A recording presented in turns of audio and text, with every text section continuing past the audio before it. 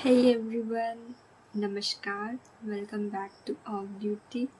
तो आज मैं लेके आई हूँ strategy video PCB physics chemistry bio in one video. तो अगर आपने अभी तक सब्सक्राइब नहीं किया है तो चैनल को सब्सक्राइब करें और बेल आइकन को दबाना ना भूलें, क्योंकि ऐसे वीडियोस हमारे चैनल पर रेगुलरली आते रहते हैं। तो बिना किसी देर के चलिए वीडियो को शुरू करते हैं। तो ये वीडियो है high priority topic cheat sheets, जो कि बहुत ज़्यादा एक्सपेक्टेड है कि JCE nursing, BSc nursing entrance exam में पूछा जा सकता है। तो यहाँ मैं बताऊँगी आपको बायोलॉजी के टॉप 20 मस्ट डू टॉपिक्स। तो जल्दी से हम लोग रिव्यू कर लेते हैं। तो पहला है ह्यूमन डाइजेस्टिव सिस्टम। उसमें आपको कंप्लीट एंजाइम्स और एब्जॉर्प्शंस के बारे में पता होना चाहिए। फिर सेकंड में आता है ह्यूमन सर्कुलेटरी सिस्टम, जिसमें आप ज़्यादा फोकस कीजिए हार्ट, ब्लड वेसल्स और कार्डियक साइकिल पे। थर्ड है ह्यूमन रेस्पिरेटरी सिस्टम, जिसमें कि आप ब्रीदिंग मैकेनिज्म और गैस एक्सचेंज पे ध्यान दीजिए। फोर्थ है ह्यूमन एक्सक्रीटरी सिस्टम, जिसमें आप नेफ्रॉन का स्ट्रक्चर एंड यूरिन फॉर्मेशन उस पर ध्यान दीजिए। फिफ्थ है ह्यूमन नर्वस सिस्टम, इसमें आप brain, spinal cord, reflex arc इस पे ध्यान दीजिए। फिर सिक्स्थ है एंडोक्राइन सिस्टम, इसमें आप सारा ग्लैंड्स के बारे में थोड़ा थोड़ा इन्फॉर्मेशन, उसका हार्मोन्स क्या सेक्रेट करता है और उसका क्या फंक्शन होता है वो आपको पता होना चाहिए। फिर सेवेंथ में है मस्कुलोस्केलेटल सिस्टम, जिसमें आपको बोन का टाइप्स पता होना चाहिए, मसल का कॉन्ट्रैक्शन का मैकेनिज्म कैसा होता है वो आपको पता होना चाहिए। फिर एट में है reproductive system, male female reproductive system को कंप्लीट नॉलेज होना चाहिए, ये आपको आगे भी काम आएगा। फिर जेनेटिक्स में Mendel's law, DNA structure and mutation. फिर आता है सेल बायोलॉजी, इसमें कि ऑर्गेनल, सेल मेम्ब्रेन और उसमें ट्रांसपोर्ट कैसे होता है वो आपको जानना है। 11th है cell division, mitosis and meiosis differences. 12th में है micro organisms, bacteria, virus, fungi classification. 13th में है immunity, innate, adaptive, vaccines and antibodies. 14th biomolecules, proteins, carbohydrate, lipids and enzymes. 15 में है blood components, blood groups, ABO जो factor है, ABO blood grouping system और Rh factor. फिर 16th में है nutrition, vitamin A, B, C, D, E, K, इसमें से कौन फैट सॉल्यूबल है, कौन वाटर सॉल्यूबल है, इसका आपको पता होना चाहिए। फिर डेफिशिएंसी डिजीज़ क्या होते हैं इनके डेफिशिएंसी की वजह से वो। फिर 17 में है photosynthesis, light and dark reactions, Calvin cycle. फिर 18th में है ecosystem, food chain, energy flow,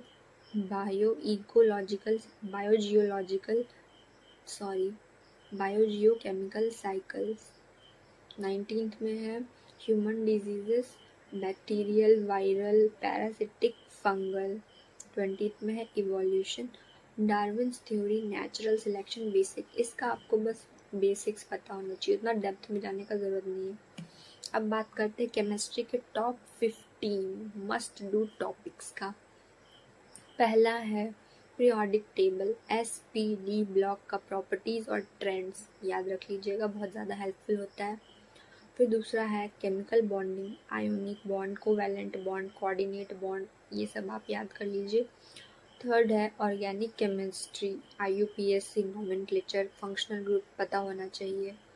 fourth है biomolecules, amino acid, glucose, nucleic acid. Fifth है सॉल्यूशंस, जैसे molarity, molality, normality, colligative properties, ये सब पता होना चाहिए। सिक्स में है इक्विलिब्रियम, ली चैटलियर्स प्रिंसिपल, KC, KP। तो इसका आप बस फॉर्मूला याद रख लीजिए, कुछ बहुत न्यूमेरिकल्स सॉल्व कर लीजिएगा। सेवेंथ में है थर्मोडाइनमिक्स, एंथैल्पी, फिर गिब्स एनर्जी। फिर 8 में है redox reaction, oxidation, numbers, balancing. 9 में है हाइड्रोकार्बन्स, एल्केन्स एल्काइन रिएक्शन, ये बहुत ज़्यादा पूछा जाने वाला, इसमें से सवाल आता है। नेम्ड रिएक्शंस खासकर alcohol and phenol, properties, reaction uses, aldehydes and ketone addition reaction, carboxylic acid reactions and derivatives. 13 में है amines classification, basicity and reactions. 14th में है polymers, addition, condensation, natural versus synthetic. 15th में है environmental chemistry, pollution, types and effects. इससे ज़्यादा question नहीं आता, आपको बस थोड़ा थोड़ा इन्फॉर्मेशन होना चाहिए। अब है फिजिक्स के टॉप 10 मस्ट डू टॉपिक्स। पहला है units and measurements, SI unit, dimensional analysis. फिर second motion, velocity, acceleration, equation of motion. Third है laws of motion, Newton's 3 law and friction. Fourth है work, energy and power, kinetic, potential energy. Fifth है sound and waves, frequency, wavelength, speed. Heat and thermodynamics में आप specific heat और laws के बारे में पढ़ सकते हैं। सेवेंथ में electricity, current, Ohm's law, resistance, power, इसके बारे में पढ़ लीजिए, इससे सवाल आते हैं। न्यूमेरिकल सॉल्व करें तो ज़्यादा बेटर होगा। फिर ऑप्टिक्स से भी बहुत ज़्यादा स्कोरिंग टॉपिक है, इससे भी बहुत सवाल आते हैं। रिफ्लेक्शन, रिफ्रैक्शन, लेंसेस, ह्यूमन आई। 9 है magnetism, magnetic field, electromagnetic induction. 10th में है radio activity, alpha, beta, gamma rays and half life. इससे ज़्यादा सवाल नहीं आते, आपको बस थोड़ा सा कंसेप्चुअल नॉलेज होना चाहिए। तो रिकमेंडेड बुक्स होंगे, पहला तो एनसीईआरटी ही पढ़िए, उससे ही आपका सारा 50% तो हो ही जाएगा। और फिर अगर आपको एमसीक्यूज प्रैक्टिस करने हैं तो कोई भी आप एमसीक्यू बुक उठा सकते हैं। फिर फाइनल मैसेज